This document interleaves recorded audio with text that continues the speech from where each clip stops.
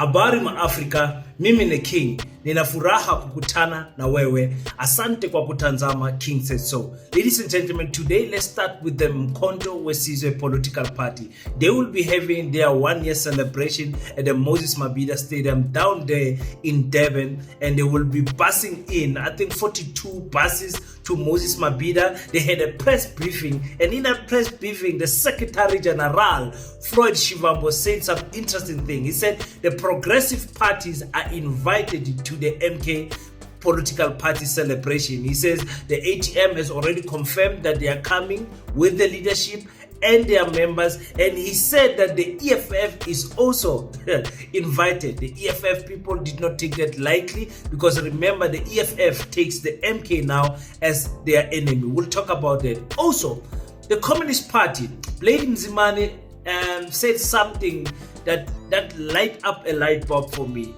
With this criticism of the government of national unity coming from the South African Communist Party, I never hear them mentioning Freedom Front Plus. It looks like the problem that they have is the Democratic Alliance and nothing else. And I wonder why, because Dr.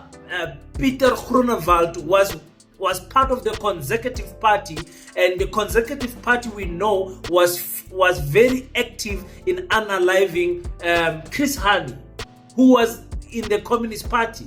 So why is it that every time they speak, they point out the DA but never say anything about the Freedom Front Plus? It's kind of funny to me.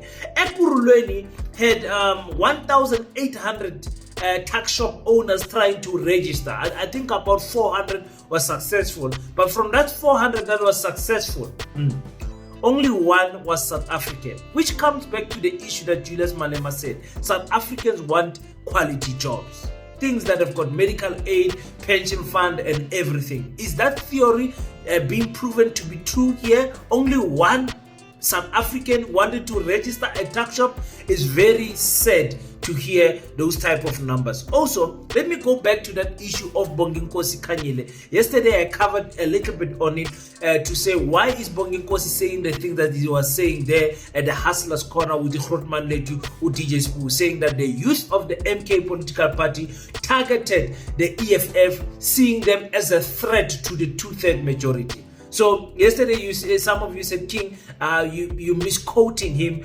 Play the whole clip. Let's hear what he said. So I'm going to do that today. Let's talk about that and much more.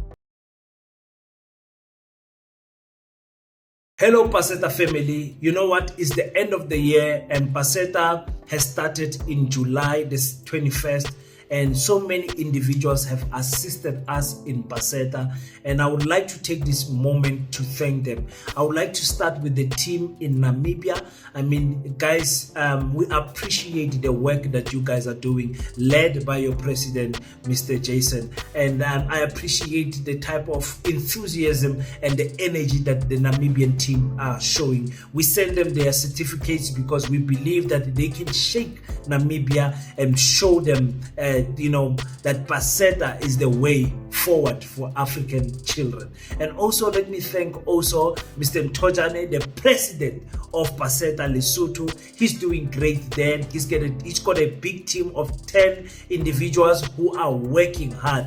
I mean, I have to thank those people for doing whatever they are doing there in Lesotho. They every day they are working very hard to make this Paseta dream a reality in Lesotho. And I'm telling you, Lesotho is moving at a different speed from all the other Pasetas, and very soon you'll be knowing the whole entire team, because the job that they are doing there is great. And I can also acknowledge Paseta Uganda and Paseta Angola for the great work that the individuals are doing there. And also, I've got a team that I call the advisory panel. They do the advisory to Paseta. So when we have issues and stuff like that, it always passes by them, and they give us professional and insight on things that we might be lacking in Paseta. And I'd like to thank them also. Their certificate will be coming, and I've got the architects and the constructors and the civil engineers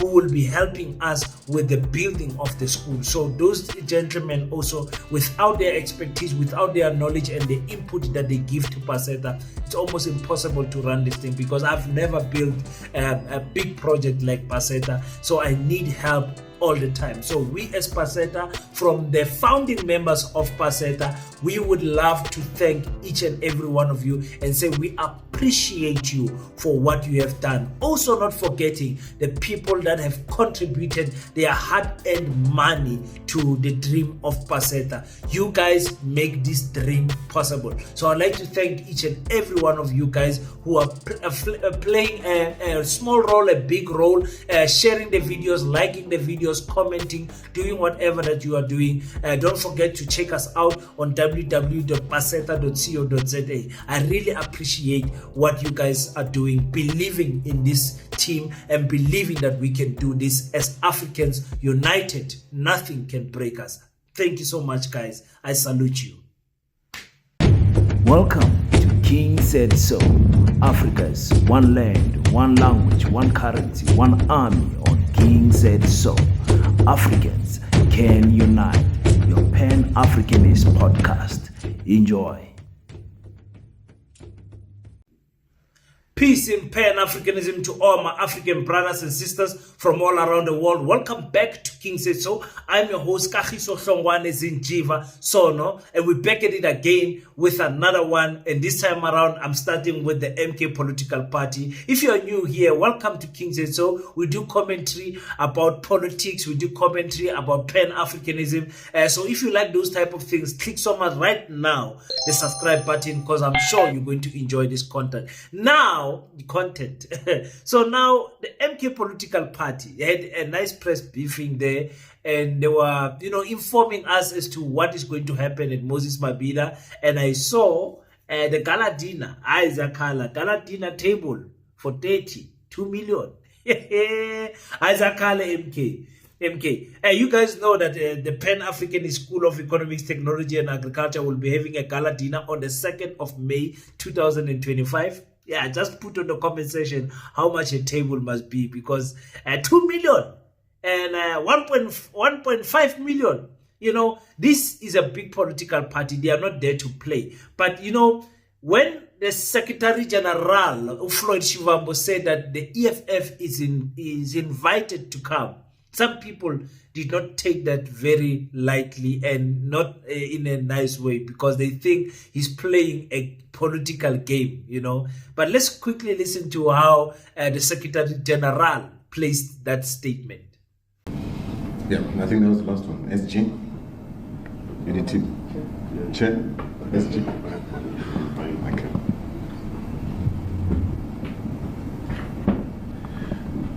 Thank you very much for the questions. The response to the first question is that we have extended the invitation to all the parties in the Progressive Caucus. So we're extending the invitation to the Economic Freedom Fighters, to the African Transformation Movement, which is the ATM, to the National Colors Congress, and then to the African Unity Congress, which is part of the Progressive Caucus. And when they come, we will give them an opportunity to give message of support in the first anniversary of Mkhonto Wesizwe, because these are our strategic friends in terms of the agenda that we're in pursuit of in the immediate.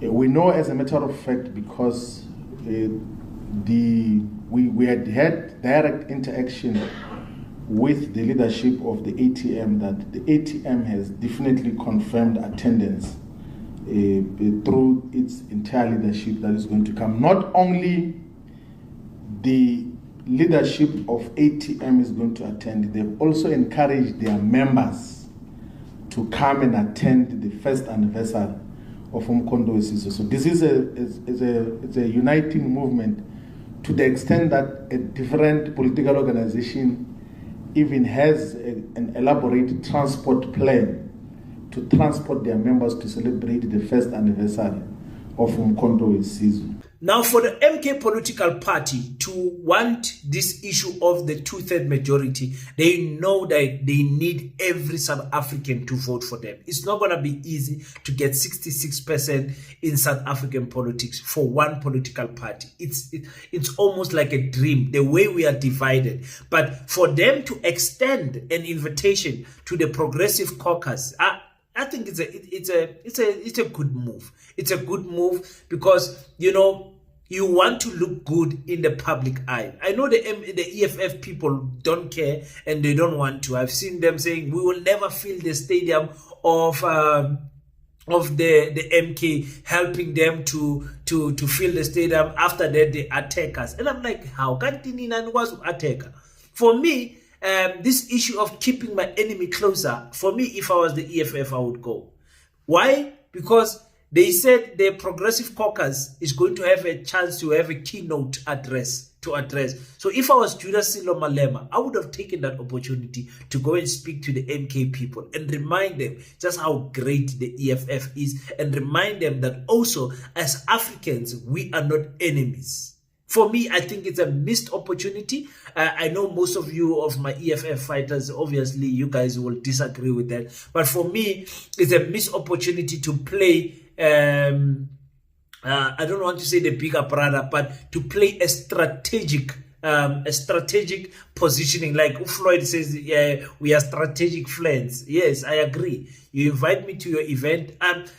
As the EFF, I would have sent just Marshall Dlamini, just a few leaders just to go there, and I take the stage, and I make Mbuyisane Ndlozi sing something. After Mbuyisane Ndlozi sings, I take the mic, and for me, I think it's a missed opportunity. Because I would have went there and just shake the whole stadium. I would just turn the whole thing upside down. And then the main focus was going to move from the MK to the EFF. I don't know if you guys, maybe I'm too naughty. Maybe my political style is a little bit, unorthodox. But that's how I would have done things. I would have taken this opportunity and I would have made sure that, I grabbed the opportunity with both hands and take the limelight from the MK, even though it is for a brief moment. For me, it's important. Another thing that was very alarming with what Floyd Shivambu said is that the ATM is bringing its leadership, and not only that, the ATM itself, the African Transformation Movement, with the president of Vuyo Zungula, they are organizing transport for their fans. If you don't know what that means, uzoitola later. Serious. Uzoitola later. The ATM as a political party, why would they organize buses to go and attend the anniversary of Umkhonto weSizwe? I mean, the writing is on the wall, if you know what I'm saying. So very soon we must expect an announcement, if not in the stadium. Angazi ukuthi uyangitolerate or uzongithola later. I mean, these people, they might give us another announcement there. I wonder where is this one, but Ace Makhashula. Ulele kuphi loyo? Has he given up that much when it comes to politics? But anyway, we have covered this story. Blade Mzimane. The Communist Party they got me worried of this issue of them pointing out the DA all the time and forgetting the Freedom Front Plus. For me, it is funny that they are doing that. But let's listen quickly to what Blade said, and you guys just listen to his tone and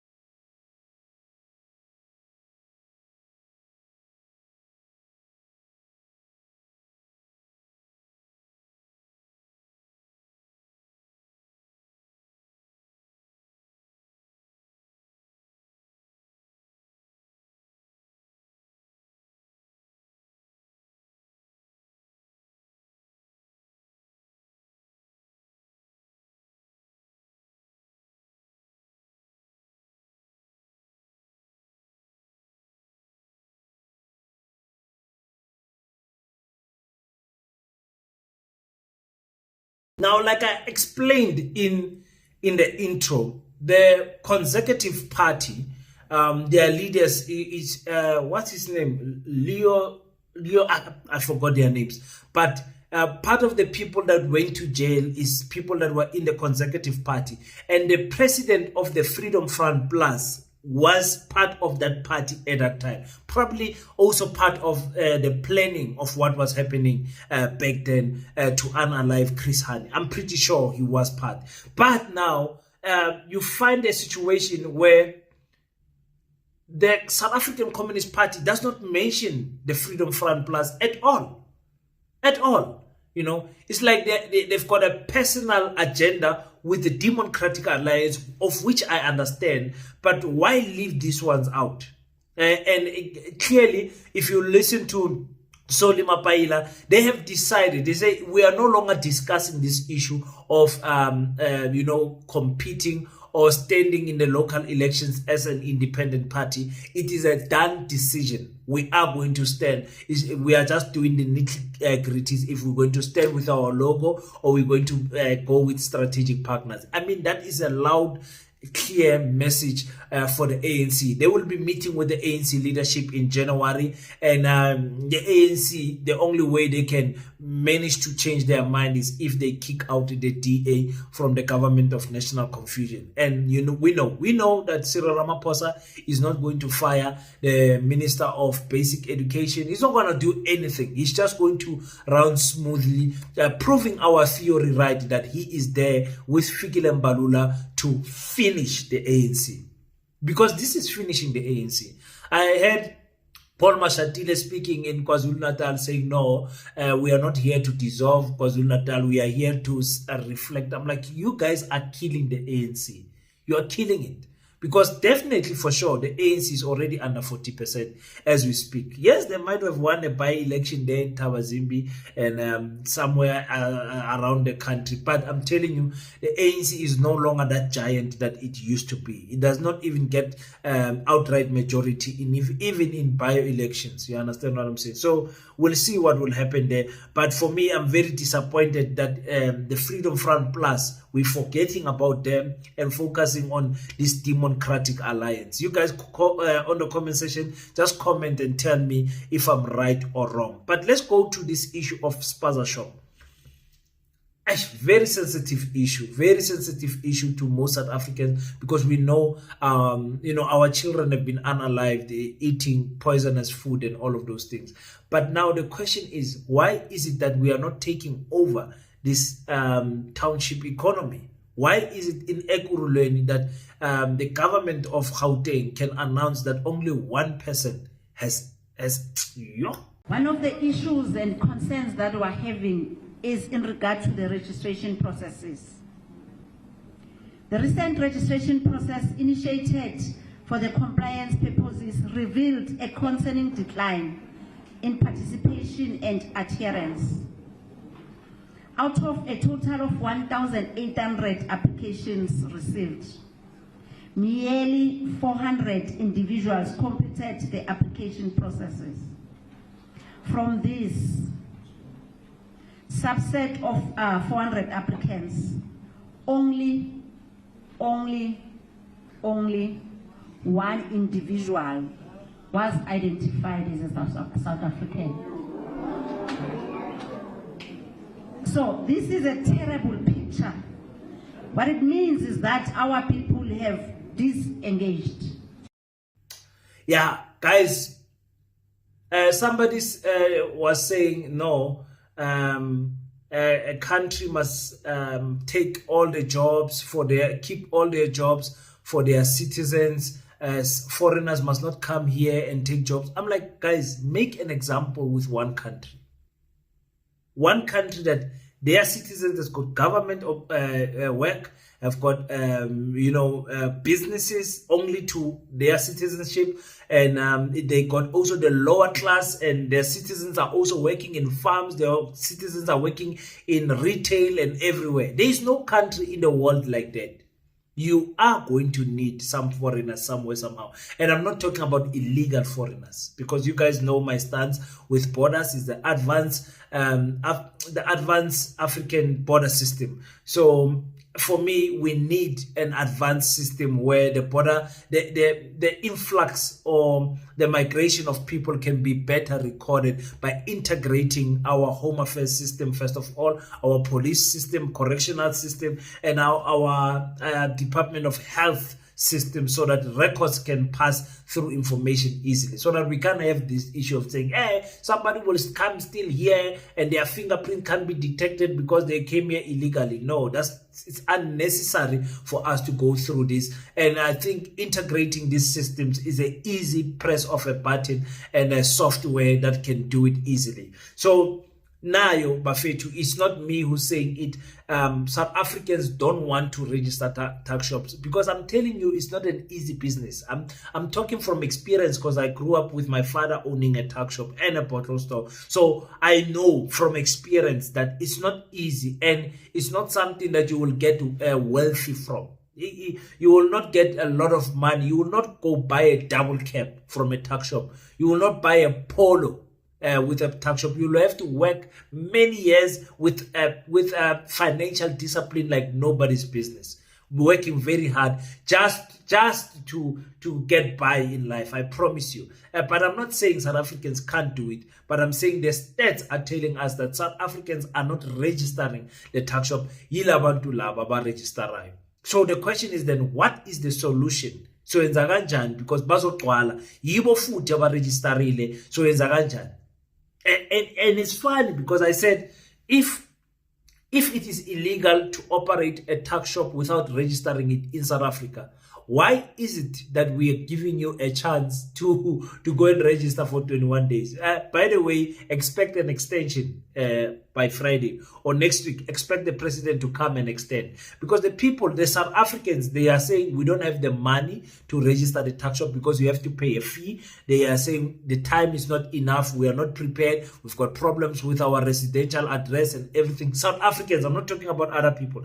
That is what South Africans are saying. And I'm telling you, this thing, you are taking the foreigners, but also the South Africans are getting some lashes also, because they are also in the township economy. It's very unfair what is happening there, ladies. And there isn't a single South African tax shop that we can say people ate food from that tax shop and they got sick and died. No, there isn't. According to me, I don't know, maybe there is. I'm speaking out of ignorance, but for me, there isn't a single South African one that I've seen. All that I've seen is foreign-owned tax shops.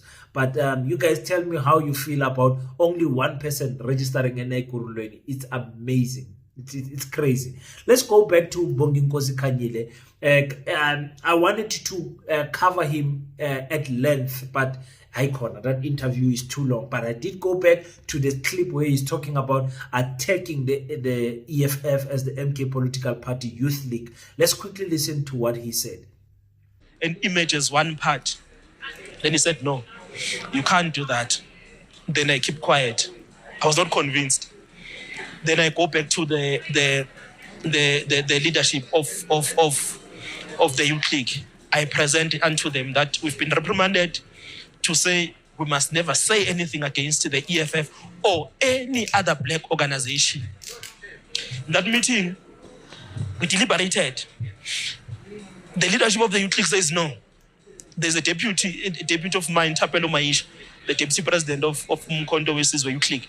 Thapelo Maisha was adamant and said, no, we are not going to stop attacking these ones. Bonginkosi should be the only organization that exists for black people. All these ones, they must close shop. And because they are reprimanding us, just keep quiet. Tino must continue. I said, I take a mandate from you. We have another rally in Alexandra. Surprisingly, I look at them, I look at President Zuma, I look at Comrade Tutu. I know almost they don't want me to say these things. I say other nice things, then I go to Malema, attack Malema then. And then it becomes serious. We are about to sit a National High Command meeting of Bonginkosi the following Monday. On the groups, they send that clip. How many times should we reprimand this Khanyile? Why is this Khanyile not being stopped? Remember, that time, we never understood the strategy. Yeah. Because we never sat in those other meetings where the leaders of the party and other oppositions were planning for this united front. We deliberated until President Zuma had to call me outside of the entire NIC meeting. We spoke for more than 3 hours, like educating me about the importance of actually winning over the hearts and the minds of other progressive black parties over into the organization. Then we went back to the National High Command meeting. Then there was a view that now you need to stop. Failure to that, you might undergo disciplinary processes of the party. And you need to send an apology. I said no. So you were required to send an apology to the EFF? Yes. Okay. Specifically to Comrade Julius. Okay. Why didn't you? And Comrade Duduzile was very adamant with that Khanyile. I know you're not going to send this apology. He was calling the SG, my SG, the SG of the MKU clique, Comrade Minente Tsebane, saying no, but you need to. I know Khanyile won't apologize. That time she's on loudspeaker, she doesn't know. Khanyile, I'm saying this because it's now in the past. We laugh about it. Khanyile won't apologize. And I'm asking but Comrade, my leaders, do you know Comrade Julius? Imagine me, I must make a video now. I'm sorry, Comrade Julius, I'm sorry. I know. No, I can't. Because the things that we're saying against them, not that entirely they were lies. They were truthful, but they were unnecessary if you want to build a broader united front.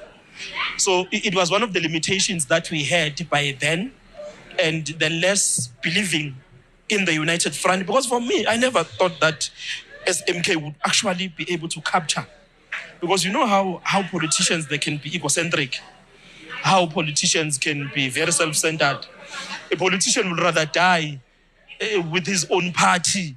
3 of them in that party, is a member and a leader, but instead of just closing a party and joining a progressive party. But to my surprise, leaders came, closed, like Bongani Baloyi came, closed this party, joined Umkhonto weSizwe. And again, the old man, my old man, Ubabu Ngamalala, was proven very correct. That actually, with a specific leadership skill and a specific characteristics as a leader, you can actually win over other leaders, of which for me, it looked as an impossible task. I thought that we need to just attack them, shut them down, and emerge as a one party, which is Umkhonto weSizwe. There's quite some few things that are standing out from what Bonginkosi Khanyile is saying. Uputi Bonginkosi Khanyile. For me, I saw some MK people that are saying, King, listen to the story that he's narrating and then make a better judgment, because he was not attacking the EFF. He was saying they were attacking and they were reprimanded. Yeah, that's the point. That's the point. And so what if they were reprimanded? You can hear this young man saying he was reprimanded, but even in front of Duduzane Zuma and Jacob Zuma, he attacked Julius Malema again. You hear him saying that. You hear him repeatedly saying that we never believed, as the Youth League, we never believed that other parties will come and join us willingly. We believe that we must attack them, they must dissolve, and they must come and join us. That is his mentality. He's got a militant mind, Bonginkosi Khanyile. You know him from Fees Must Fall. You know Bonginkosi, unapologetically so. That is his character. I'm not saying he's a bad person. I'm saying for me, you have to read the political atmosphere before making a statement. Right now, there are tensions between the EFF and the ANC. You don't want to say anything that will spark an argument or propaganda, anything for the EFF and the ANC, showing that you understand what Ubaba was saying by saying, no, we are trying to win these people over, don't attack them. So I give even in my when I analyzed it yesterday, I said I give credit to the MK leadership for stopping him, for saying, listen, don't do that, we don't attack. And they've been maintaining this. They've been maintaining this. You see it with them even inviting the EFF to their anniversary. You see that they are trying to play the bigger brother card. But Bonginkosi Khanyile, he says, listen, they reprimanded me and I still did it again. And I don't believe in this issue of that other party. Oh, he says, I did not believe that these parties would have come and joined us and join us. So they stopped him and said, listen, you need to stop and you need to go and apologize. Here comes the black sickness, because I find when people say other people will not come and judge us, is because they are judging from their own character. And I'm proven right with Bonginkosi Khanyile, because he's saying, listen, they said I must apologize, and I said no, never. And we know, because we never got that apology. We never got it.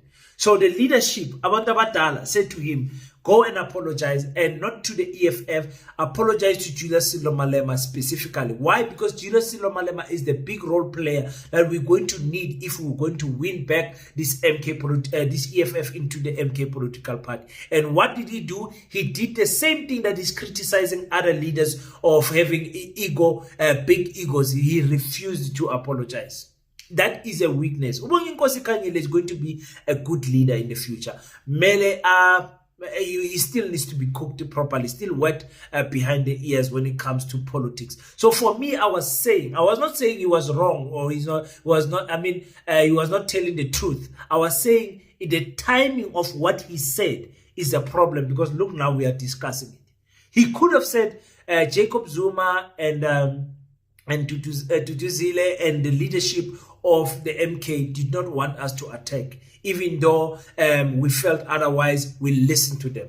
But now when you narrate a story where you put yourself in a bad lighting to uplift Jacob Zuma, also remember that we will remember what you said and how you felt. It's like having a girlfriend, and after you break up with your girlfriend tells you, no, by the time I was with you, I actually wanted your friend. And they expect you to now be friendly with that information that they are giving. So for me, it's not easy in politics to take that information lightly. So that's all I was saying. And for him to say there's a specific leadership skill that you use, that Ubaba was trying to talk to him. He said Ubaba spoke to him for 3 hours. Yeah, if you believe that, yeah, believe it. He said Baba spoke to him, he called him out and then spoke to him for 3 hours. Hey, 3 hours is a big number there in the MK. Ne? So he understands. Ubaba told him, like, there's power in persuasion, and there's techniques in persuasion. And I believe the MK political party is doing that. Look now, the ATM is taking its members to the stadium at Moses Mabhida to support the MK. And I'm telling you, they might announce that Uvuyo Zungula is joining the MK. I'm suspecting that they will. So for me, Africans, I'm saying I did not like not what he said. I did not like when he said it. Timing is important for me. What you say when you say it is very important for me. So that's all I was saying. There's more things that he said in the interview. That interview. If you type Bonginkosi Khanyile part 3, I will do just the breakdown of the interview for you guys. But if you are fine with him, you can give me the thumbs up. And again, let me remind you about the Pan-African School of Economics, Technology and Agriculture. The tickets for the gala dinner, our gala dinner, not the MK gala dinner, and the fundraising event that will be happening on the 2nd and the 3rd of May will be out January the 7th. January the 7th, tickets will be going out. I know you'll be stressing with back to school and everything, but expect the flyers and the advertisement for this event to come next week. So that is what we are doing in the background. We are busy preparing for the gala dinner and the fundraising event, because we need a lot of money to go into a serious building project there on our site. We've got a beautiful site. We started building, but we put everything on hold because we're like, it's man. When we build here, people must see that we are building and we are not playing. So if you are one of those people who have not yet contributed, please make sure that you send your 50 rand, your 100 rand, your 200 rand, whatever that you have a spare. Many of you get a bonus. Tinabanya still a bonus, but believe you me, every month we contribute to Paseta because we believe in the dream of infiltrating the educational system for the sake of the future generation. So if you're one of those people also, and the people who have always donated, there's people that have donated every month since July. I would like to thank you guys for contributing to the Pan-African School of Economics, Technology and Agriculture. Thank you so much, guys. May God bless you heavily and may you never lack in your finances. Until we meet again, don't forget to pray. But after you pray, stand up, African child. Do your best so that God can do the rest. Peace in Pan-Africanism. I salute you.